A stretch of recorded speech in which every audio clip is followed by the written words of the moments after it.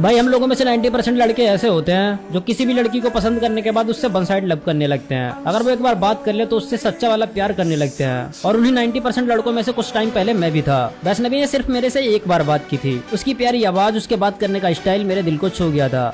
मैं उससे one side love करने लगा था। मैं वैष्णवी को देखने के लिए घंटों छत पे बैठा रहा करता था, पर उस टाइम मुझ में इतनी भी हिम्मत नहीं थी कि मैं उससे अपनी तरफ से बात कर सकूं। पर मेरे दिल में हमेशा एक ही बात चलती रहती थी कि मैं अपने दिल की बात उसको बोल के रहूंगा। और इसीलिए मैं एक ऐसा मौका ढूंढ रहा था जब मैं उसे अच्छे से प्रपोज कर सकूं, उसे अपने दिल की बात बता सकूं। जहाँ मैं रहता था वहाँ से लगभग 2 किलोमीटर दूर एक मंदिर था और वहाँ हर साल मेला लगता था और ये मेले का सीजन ही चल रहा था। उस दिन मेले का पहला दिन था। मैं छत पे बैठा हुआ था, तभी वैष्णवी छत पे आती है। वो मेरे से बोलती है, आप मेले में नहीं जाओगे? यहाँ पे बहुत अच्छा मेला लगता है, वहाँ पे बहुत सारे लोग आते हैं। तो मैंने उसे बोला, तुम जाओगी क्या? उसने कहा, हाँ मैं तो जाऊंगी। मैंने कहा ठीक है, मुझे भी ले चलना, मैं तो कभी गया नहीं हूँ, तुम शायद पहले जा चुकी हो। तो उसने बोला, हाँ मैं यहाँ पे 2 साल से रहती हूँ, मैं पिछली बार भी गई थी और इस बार भी जा रही हूँ। तुम एक काम करो, जल्दी से तैयार हो जाओ, हमारे बहुत सारे दोस्त जाएंगे, तुम भी साथ में चलना। तो मैंने उसे बोला, मैं तो तैयार ही बैठा हूँ। तो उसने बोला, इन कपड़ों में जाओगे? मैंने कहा हाँ इन्हीं में जाऊंगा। तो उसने मेरे से बोला, तुम्हारे पास शादी पार्टी वाले कोई कपड़े नहीं है? तो मैंने बोला, नहीं मेरे पास तो इसी तरह के सारे कपड़े हैं। तो उसने मेरे से बोला, चलो ठीक है कोई ना, मैं जल्दी से तैयार हो जाती हूँ, फिर तुमको बुलाती हूँ, तब तक मेरे दोस्त भी आ जाएंगे, सब लोग साथ में चलेंगे। इतना बोलकर वो नीचे चली गई। पर मैंने उस दिन सोच लिया था